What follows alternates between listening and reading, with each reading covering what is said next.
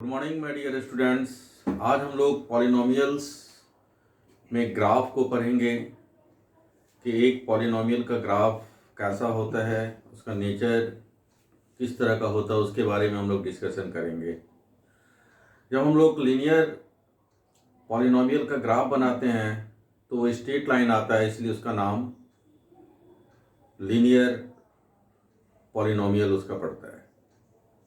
लेकिन जब आप किसी क्वाड्रेटिक पॉलिनोमियल या किसी क्यूबिक पॉलिनोमियल या फिर किसी बाइक्वाड्रेटिक पॉलिनोमियल का ग्राफ अगर आप बनाते हैं तो वो स्ट्रेट लाइन नहीं रह जाता है, बल्कि अगर आप एक क्वाड्रेटिक पॉलिनोमियल का ग्राफ बनाते हैं तो एक पैराबोला आपको मिलता है।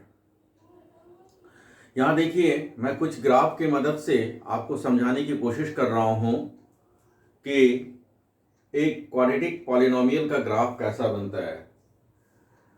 यहाँ पहले देखिए, जरा ग्राफ को आप ध्यान से देखिए। मैंने कुछ ग्राफ यहाँ बना रखा है, उसमें आप देखिए कि ये ओपन अपवर्ड है, ये ओपन डाउनवर्ड है। यहाँ आप देखिए, इसमें देखिए कि ये एक्स एक्सिस को 2 पॉइंट्स पे इंटरसेक्ट कर रहा है, ये एक्स एक्सिस को ये भी 2 पॉइंट पे। यहाँ ये ओपन अपवर्ड है लेकिन एक्स एक्सिस को एक ही पॉइंट पे इंटरसेक्ट कर रहा है। ये डाउनवर्ड है लेकिन एक्स एक्सिस को ये एक ही पॉइंट पे इंटरसेक्ट कर रहा है। और कुछ ग्राफ इस तरह के होते हैं कि वो एक्स एक्सिस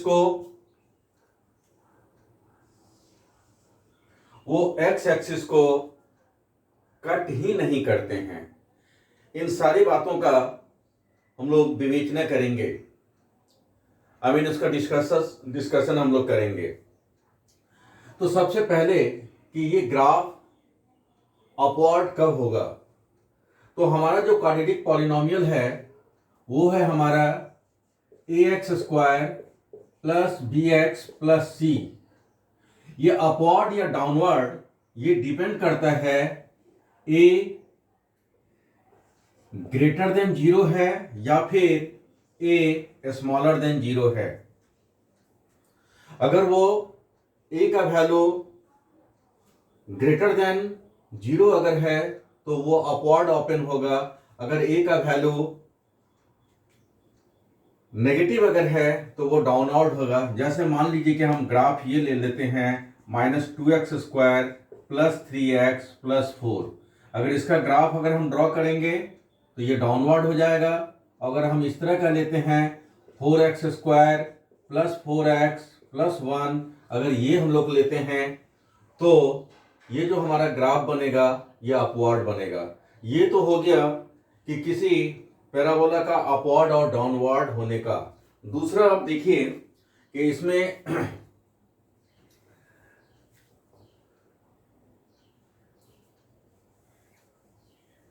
इसमें ग्राफ जो है एक्स एक्सिस को 2 पॉइंट्स पे इंटरसेक्ट कर रहा है। ये पॉइंट ऑफ इंटरसेक्शन क्या है? अगर आप इसका कोऑर्डिनेट निकालेंगे तो ये आपका आ जाएगा x 0 और इधर आ जाएगा -x 0, है ना। इसका मतलब ये हुआ कि इस ग्राफ का 2 जीरोज है। ठीक इसी तरह से इसके लिए भी वही चीज हो जाएगा। अब आप दूसरा यहां पे आ जाइए, ये दोनों ग्राफ में आप देखिए कि ये केवल एक पॉइंट पे टच कर रहा है या 2 डिस्टिंक्ट पॉइंट पे कर रहा है इंटरसेक्ट, और ये सेम पॉइंट पे ये दोनों आके मिल जा रहा है। तो ये कब होता है? ये उस वक्त होता है ग्राफ का, इस तरह का ग्राफ तब बनता है जब हम क्वाड्रेटिक पॉलिनोमियल को फैक्टराइज करते हैं और उसके 2 जीरोज होते हैं। उस वक्त का ग्राफ जो होता है ये इस तरह का बनता है। और ये दोनों ग्राफ तब बनता है जब इनका जो जीरोज होता है वो इक्वल जीरोज होता है। जैसे मान लीजिए कि आप इसका अगर बनाते हैं 4x² प्लस 4x प्लस 1, अगर आप इसका ग्राफ बनाएंगे तो ये एक्स एक्सिस को एक ही पॉइंट पे टच करेंगे। ये ग्राफ उस वक्त का है।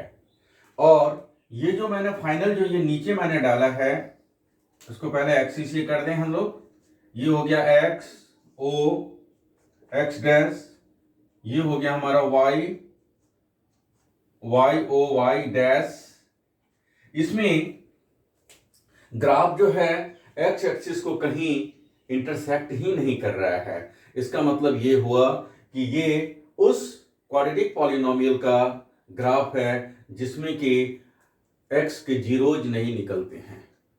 तो इस तरह से आपने ग्राफ को समझने की कोशिश की होगी कि किस तरह से ग्राफ एक अपवर्ड शो करता है, कब वो डाउनवर्ड शो करता है।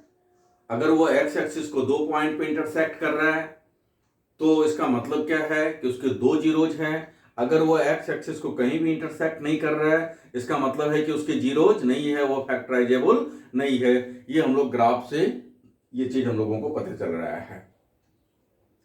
अब इसमें एक इंपॉर्टेंट चीज है, अगर आप एक लीनियर पॉलिनोमियल लेते हैं, पॉलिनोमियल इन एक्स, तो वो एक्स एक्सिस को निश्चित रूप से एक पॉइंट पे इंटरसेक्ट करेंगे। लेकिन ये जरूरी नहीं है कि ये क्वाड्रेटिक पॉलिनोमियल में हो। लेकिन एक बात हमेशा याद हमें रखना होगा कि अगर क्वाड्रेटिक पॉलिनोमियल है और ये पॉलिनोमियल इन एक्स है और अगर वो फैक्टराइजेबल है तो वो एक्स एक्सिस को 2 पॉइंट पे, एटमोस्ट 2 पॉइंट पे इंटरसेक्ट करेंगे। इसी तरह से अगर वो क्यूबिक पॉलिनोमियल है और फैक्टराइजेबल अगर है तो वो एक्स एक्सिस को 3 पॉइंट्स पे इंटरसेक्ट करेंगे एंड सो ऑन। मतलब अगर वो n डिग्री के, उसका हाईएस्ट डिग्री जो है n डिग्री है, तो वो एक्स एक्सिस को n पॉइंट्स पे इंटरसेक्ट करेंगे। ये हम लोग आज इसको समझे कि किस तरह से हम लोग क्वाड्रेटिक पॉलिनोमियल का ग्राफ हम लोग बनाते हैं। अब इसमें एक और भी इंपॉर्टेंट चीज है, उसका डिस्कशन मैं कर देना चाहता हूं, वो ये कि ये पॉइंट जो कहलाता है, ये जितना जहां से कर्व, ये पॉइंट जो आप देख रहे हैं इसको कहा जाता है वर्टेक्स ऑफ द ग्राफ कहा जाता है। इसका जो कोऑर्डिनेट होता है वो कोऑर्डिनेट होता है